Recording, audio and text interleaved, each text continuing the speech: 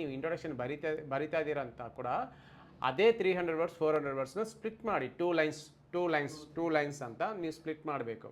ಓಕೆನಾ? ಮತ್ತು content should be properly formatted ಅಂದರೆ ಹೆಡ್ಡಿಂಗ್ ಎಲ್ಲ ನೀಟಾಗಿರಬೇಕು.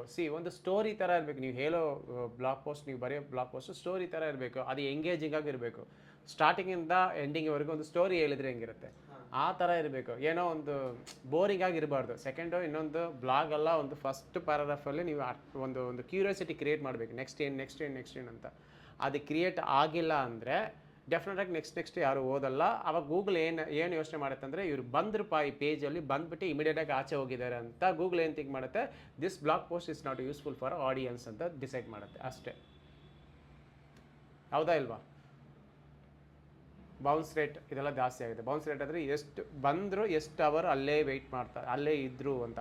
ಇವಾಗ ನಾನು ಈ ವೆಬ್ಸೈಟಿಗೆ ಬಂದಿದ್ದೀನಿ, ಆಲ್ಮೋಸ್ಟ್ 10 ಮಿನಿಟ್ಸ್ ಆಯಿತಲ್ವಾ, ಇದೆಲ್ಲ ಗೂಗಲ್ ಕೌಂಟ್ ಮಾಡುತ್ತೆ ಎಷ್ಟು ಮಿನಿಟ್ಸ್ ಅಲ್ಲೇ ಇದ್ದಾರೆ. ಓಕೆ, ಬಂದ ತಕ್ಷಣ 2 ಸೆಕೆಂಡಲ್ಲಿ ಆಚೆ ಹೋಗ್ತಾ ಇದ್ದಾರೆ ಅಂದರೆ ಗೂಗಲ್ ಏನು ಥಿಂಕ್ ಮಾಡುತ್ತೆ ಗೊತ್ತಾ, ನಿಮ್ಮ ಹತ್ರ ಎಲ್ಲ ಇದ್ರೇನು ಕಂಟೆಂಟ್ ಚೆನ್ನಾಗಿದೆ